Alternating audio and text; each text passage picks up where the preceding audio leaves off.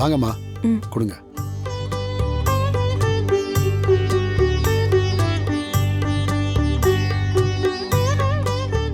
இது வரைக்கும் நான் நர்ஸா இருந்தாலும் டாக்டர் ஆகணும் தான் என் கனவு. அதுக்காக இப்ப நான் நீட் எக்ஸாம்க்கு அப்ளிகேஷன் போட போறேன். இந்த எக்ஸாம்ல நான் பாஸ் ஆனாதான் நான் ஆசைப்பட்டது எனக்கு கிடைக்கும். அதுக்கு நீ தான் என் கூட இருக்கணும்.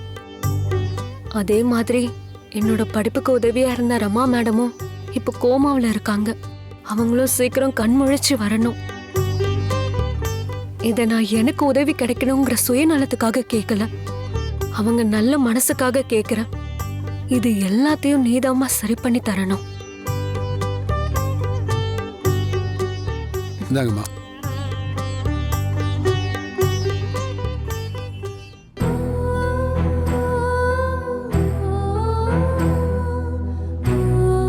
இப்ப பாட்டி குணமாயிட்டாங்களா? இறந்து போயிட்டாங்க.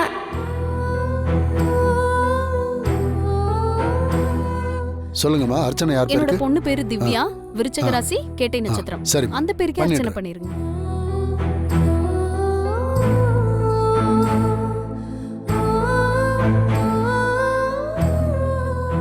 சாமி, என் பாட்டி சீக்கிரமா குணமாகி வரணும் தான் நான் ரோஜாக்கா சொன்ன மாதிரி அவங்களுக்காக பாட்டெல்லாம் பாடினேன்.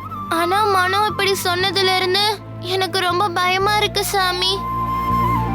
அவன் சொன்ன மாதிரி என் பாட்டிக்கு எதுவுமே ஆகக்கூடாது.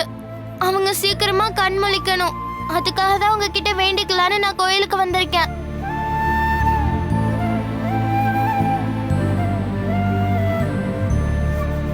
இதா பாப்பா.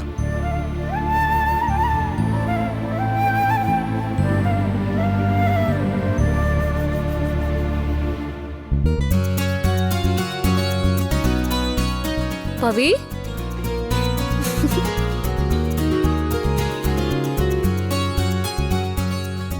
என்ன பவி இங்க?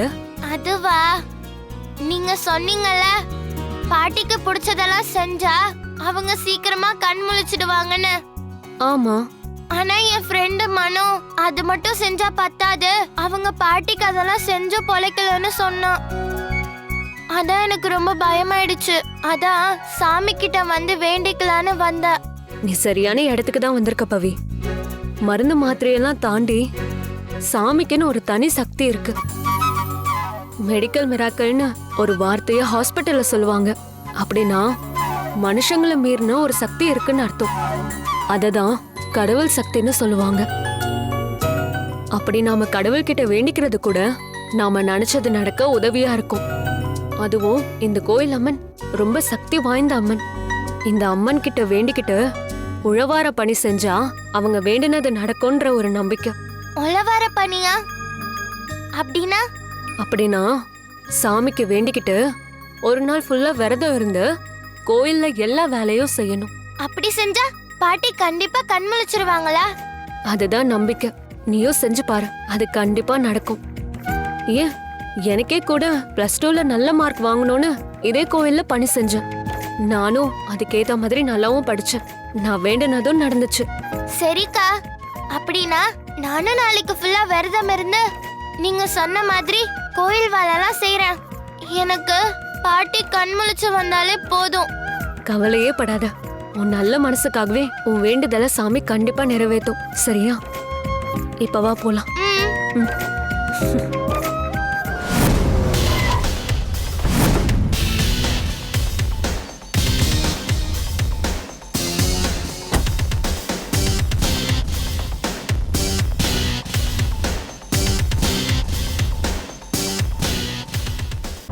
சித்தி, வாங்க சித்தி.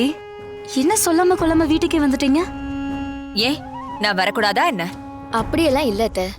சொல்லியிருந்தா நாங்களே உங்களை பார்க்க வந்திருப்போமே. நான் வந்தது உங்களை பார்க்க இல்ல, ரமாவை பார்க்க. ரமா கோமாவுக்கு போனதுக்கு அப்புறம் நான் அவளை வந்து பார்க்கவே இல்லை. வந்தா வேணும் இருப்பான், தேவையில்லாத பிரச்சனையாவும் நினைச்சேன். ஆனா மனசு கேட்கல, அதான் கிளம்பி வந்துட்டேன். ஆமா, வேணு வீட்லயா இருக்கான்? இல்லத்த, அவன் ஃபேக்டரிக்கு போயிருக்கான். அப்போ அந்த பவித்ரா? அவ வீட்ல இல்ல, எங்க போனானே தெரியல.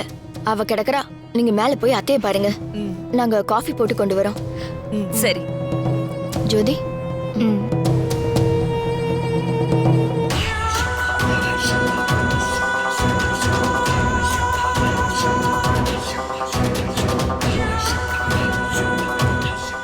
என்ன ரமா, எப்படி இருக்க?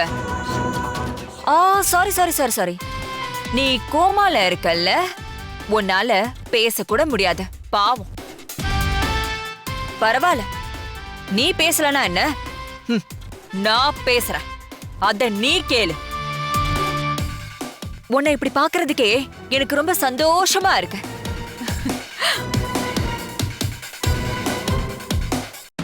என்னையும் என் குடும்பத்தையும் பிரிச்சு தனியா தவிக்க விட்டல்ல, இப்ப நீ இப்படி படுத்து கிடக்கிறது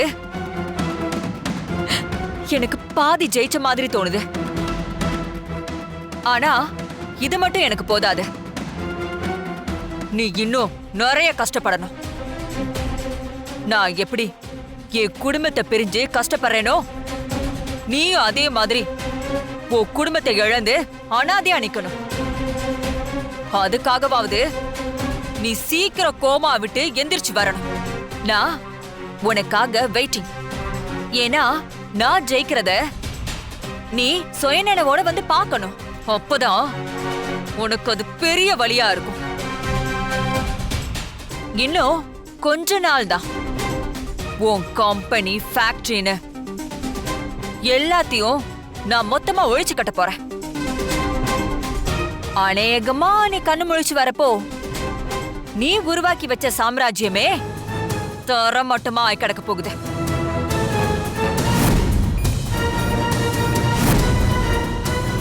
நீ நடு தெருவுக்கு வரத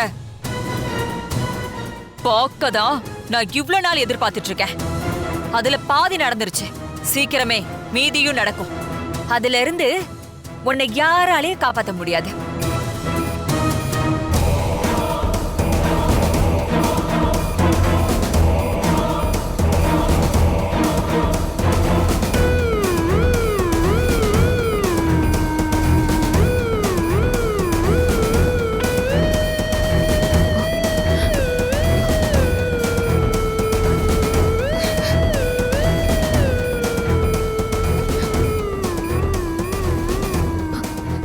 என்னாச்சு? ஏன் இசிஜி ரைஸ் ஆயிருக்கு? தெரியல, எனக்கு தெரியல. நீங்க பாருங்க. ஆ.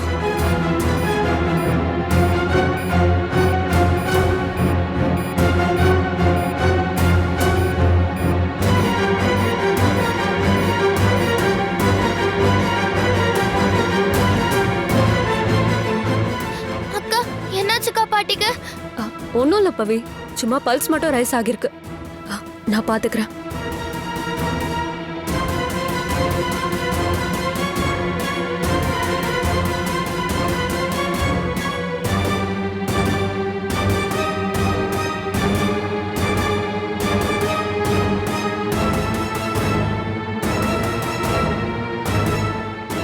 சித்தி, சித்தி. ஆ, என்ன அம்மா பாத்துட்டீங்களா? அது நான் போய் பார்த்தேன். எல்லாம் உங்களாலதான். நீங்க எதுக்கு இப்ப இங்க வந்தீங்க? உங்களாலதான் பாட்டிக்கு இப்ப பல்ஸ் அதிகமாயிடுச்சு. ஏய், நான் என்னடி பண்ணேன்? லூஸ் மாதிரி பேசிட்டு இருக்க. எனக்கு தெரியும். நீங்க பாட்டி கிட்ட என்னமோ சொல்லிருக்கீங்க. அதான் உங்களுக்கு இப்படி ஆயிருக்கு. உங்களை யாரு இங்க கூப்பிட்டா? ஏய், நீ யார்கிட்ட பேசிட்டு இருக்கன்னு தெரியுமா? தெரியும். என் பாட்டி நல்லா இருக்க கூடாதுன்னு நினைக்கிறவங்க தானே நீங்க. அதனால தானே அவங்களுக்கு நீங்க தொல்லை கொடுத்துட்டே இருக்கீங்க. என்ன அவங்க கிட்ட இருந்து பிரிச்சு அவங்கள கஷ்டப்படுத்தணும் தானே என் தாத்தாவை கூட ஏத்தி விட்டீங்க. எனக்கு எல்லாமே தெரியும். இப்ப கூட என் பாட்டி கோமா ஸ்டேஜ்ல படுத்து இருக்கிறதுக்கு நீங்களும் ஒரு காரணம். இப்ப வீட்டுக்கே வந்து அவங்கள ஏன் கஷ்டப்படுத்துறீங்க? முதல்ல இங்க இருந்து வெளில போங்க.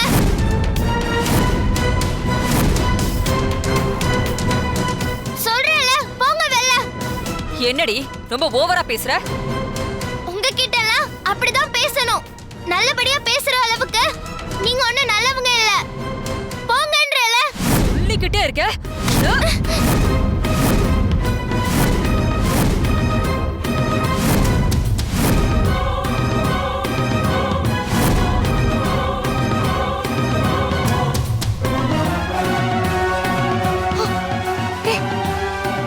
என்னடி அவங்க இவ்ளோ பெரிய ஆளு உன் வாய்க்கு வந்தபடி எல்லாம் பேசிட்டு இருக்க? சும்மா இருங்க சித்தி. இப்ப கூட நீங்க இவங்களுக்கு போய் சப்போர்ட் பண்றீங்க. இவங்க இப்ப வந்ததாலதான் பாட்டிக்கு இப்ப பல்ஸ் ரைஸ் ஆயிருக்கு. முதல்ல இவங்கள வீட்டை விட்டு வெளில போ சொல்லுங்க. என்ன ஒரு வயசு வித்தியாசம் இல்லாம பேசிட்டு இருக்க? ஒழுங்கா போயிட சொல்லிட்டேன். முடியாது. இவங்க மூச்சு காத்து கூட பாட்டி மேல படக்கூடாது. ஏன்னா இவங்க அவ்வளவு கெட்டவங்க. என்னடி விட்டா பேசிட்டே போற?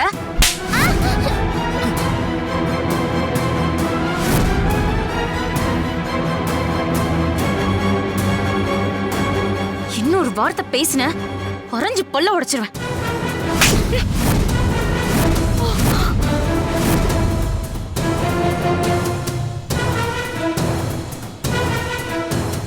ஒரு சின்ன பொண்ணு மேல கை நீட்டுற? உனக்கு புத்தி கித்தி கெட்டு போச்சா ஜோதி?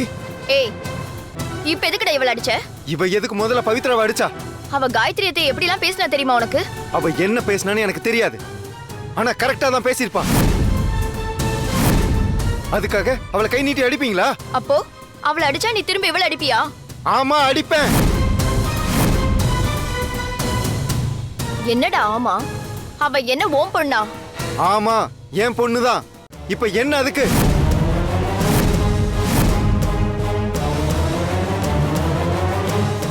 இன்னொரு தடவை அவன் மேல யாராவது கை நீட்டினீங்க, நான் மனுஷனாவே இருக்க மாட்டேன்.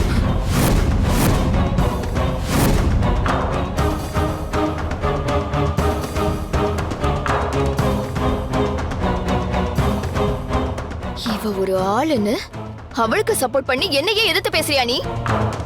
போதும், நிறுத்துங்க. இப்ப என்ன? நான் இந்த வீட்டுக்கு வந்ததானே தப்பு? ஏதோ ரம்மா என் சொந்தம்னு நான் அவளை பார்க்க வந்தேன். நீங்க இப்படி இருக்கீங்களே, எக்கேட கெட்டு போங்க. அத்தை, அத்தை, அத்தை.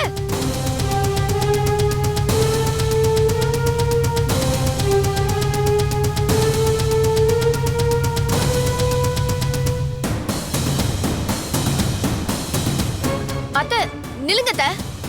அத்தை.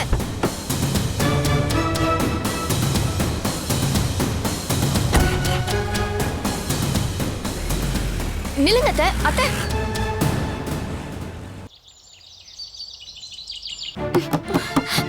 அத்தை, சித்தி. அத்தை, ப்ளீஸ் த.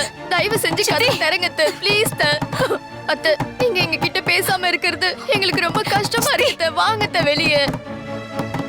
சித்தி. அத்தை, ப்ளீஸ் த. சித்தி. அத்தை. அத்தை. அத்தை, இன்னைக்கு வீட்ல நடந்த விஷயத்துக்காக நாங்க உங்ககிட்ட மன்னிப்பு கூட கேட்டுக்கிறோம். தயவு செஞ்சு வெளியே வாங்க அத்தை. ப்ளீஸ். அத்தை. ஹே ஜோதி, என்ன பார்த்துட்டு சும்மா நிக்கிற? தட்டு, வெளியே வர சொல்லு. சித்தி, சித்தி, இப்படிலாம் நடக்கும் நாங்க நினைச்சு கூட பார்க்கல சித்தி.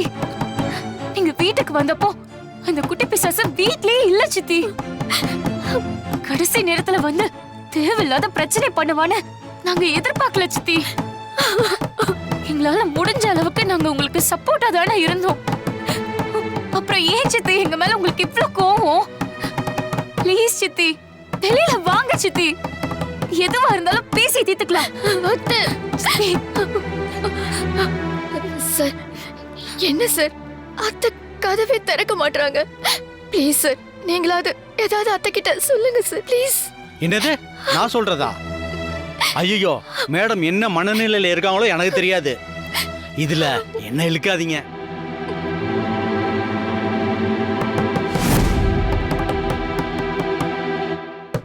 அக்கா, பாவங்க அவங்க.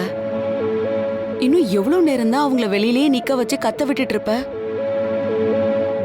உனக்கு கோவம்னா அத மூஞ்சில அடிச்ச மாதிரி சொல்லிடுவல்ல. அப்புறம் என்னக்கா, போய் பேசுக்கா. இல்லனா கத்திக்கிட்டே இருப்பாங்க. முடியாது. ஏங்கா? ஏனா அவங்களோட கதறல் எதுவுமே எனக்கு பத்தல. அதனாலதான் இப்ப நான் போய் அவங்க கிட்ட சாதாரணமா பேசிட்டா இன்னைக்கு அங்க நடந்த விஷயம் சாதாரணமா போயிடும் மஞ்சு. அப்படி போயிட்டா அது எனக்கு சாதகமா அமையாது.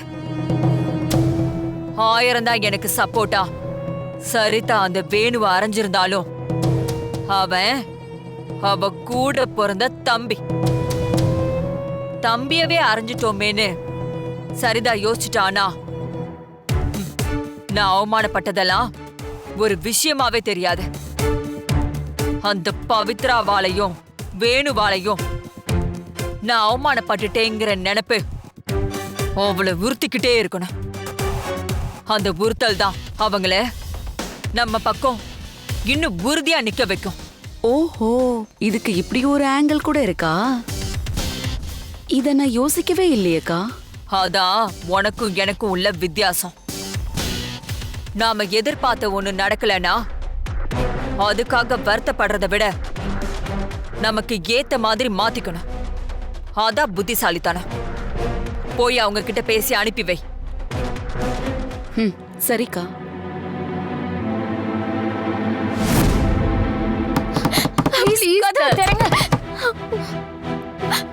மஞ்சு, மஞ்சு ப்ளீஸ். இதோ கொஞ்சம் இங்க வாங்க, வாங்க இங்க. மஞ்சு, அத்தை ரொம்ப கோவமா இருக்காங்களா? பின்ன அங்க அக்காவை அந்த அளவுக்கு அவமானப்படுத்தினதுக்கு அப்புறம் அவங்க கோவப்பட மாட்டாங்களா? அதுவும் ஒரு சின்ன பொண்ணு அவங்கள அந்த பேச்சு பேசியிருக்கா. போதாததுக்கு வேணு வேற அதுக்கு சப்போர்ட்டா வந்திருக்காரு. அதான் அக்கா செம கடுப்புல இருக்காங்க. புரியுது மஞ்சு. நான் வேணா சித்திக்கிட்ட போய் பேசி பார்க்கவா? ஐயோ, அதெல்லாம் வேணாம். அக்கா இப்ப இருக்கிற டென்ஷன்ல நீங்க அவங்கள பார்த்து பேசி அதுவே உங்க மேல இன்னும் கோவத்தை வர வச்சுட்டா எல்லாமே ஸ்பாயில் ஆயிடும்.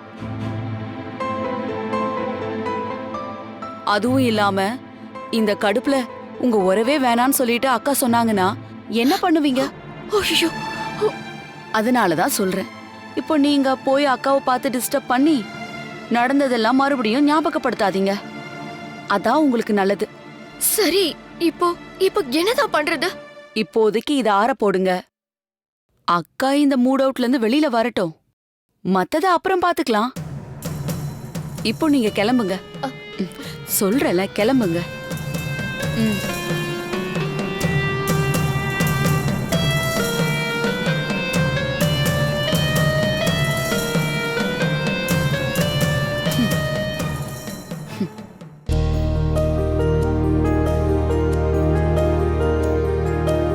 அவளை அடிச்சா நீ திரும்ப இவளை அடிப்பியா? ஆமா அடிப்பேன். அவ என்ன ஓம் பொண்ணா? ஆமா என் பொண்ணுதான். இன்னொரு தடவை அவன் மேல யாராவது கை நீட்டினீங்க நான் மனுஷனாவே இருக்க மாட்டேன்.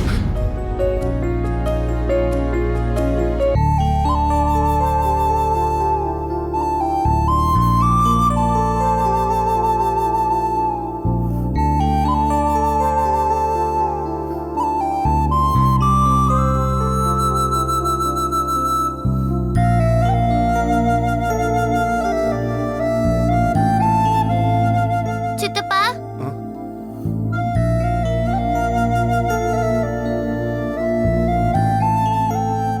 தனியா இங்க என்ன சித்தப்பா பண்றீங்க? ஒண்ணும் இல்ல பவி, கொஞ்சம் மனசு சரியில்லை அதான். ஏன்னு எனக்கு தெரியும் சித்தப்பா. சரிதாத்த உங்களை கை நீட்டி அடிச்சுட்டாங்கன்னு தானே நீங்க வருத்தப்படுறீங்க. எல்லாம் என்னால தானே சித்தப்பா. என்னால ஆரம்பிச்ச பிரச்சனையால தானே அத்தை உங்களை அடிச்சாங்க. சாரி சித்தப்பா. ஐயோ பவி, எதுக்கு சாரிலாம் கேட்டுட்டு இருக்க? உன் மேல எந்த தப்பும் இல்லை. நீ செஞ்சது சரிதான், போதுமா? ஜோதி ஒன்னு அடிச்சதும் எனக்கு சுருன்னு கோபம் வந்துருச்சு. அதான் நானும் கை நீட்டிட்டேன். என் மேல உங்களுக்கு அவ்வளோ பாசமா? இருக்காதா பின்ன? அதனாலதான் நீங்க என்ன உங்க பொண்ணு மாதிரின்னு சொன்னீங்களா? சொல்லுங்க சித்தப்பா, நீங்க என்ன உங்க பொண்ணா பாக்குறீங்களா சித்தப்பா? ஆமா பவி, எப்போ நீ உன் வாயால என்னை சித்தப்பான்னு கூப்பிட்டியோ அப்பவே உன்னை நான் என் பொண்ணா நினைக்க ஆரம்பிச்சிட்டேன். நீயே சொல்லு, என் பொண்ணு ஒருத்தர் கை நீட்டி அடிச்சா ஒரு அப்பாவா அதை பார்த்துட்டு சும்மா இருக்க முடியுமா? ஒரு எமோஷன்ல நான் ஜோதியை கை நீட்டி அடிச்சிட்டேன். ஆனா நீங்க நீங்க கொஞ்சம் பொறுமையா இருந்திருக்கலாம் சித்தப்பா. நீங்க சித்திய அடிச்சீங்கன்னு தானே அத்தை உங்களை அடிச்சாங்க. நானே அத்தைக்கும் உங்களுக்கும் சண்டை வர காரணமாகிட்டல. அப்படிலாம் இல்ல பவி. எனக்கு தெரியும். அன்னைக்கு ஒரு நாள் அர்ஜுன் சொன்னான், நான் இந்த வீட்டுக்கு வந்ததுல இருந்துதான் இந்த வீட்டோட நிம்மதியா போயிடுச்சுன்னு. அதானே உண்மை சித்தப்பா. என்னால எப்பயுமே பிரச்சனையா தான் இருக்கு. பாட்டி கூட என்னாலதான் இப்படி இருக்காங்க. நான் எதையும் தெரிஞ்சு வேணும்னே செய்யல சித்தப்பா. எனக்கு மட்டும் ஏன் இப்படி நடக்குது?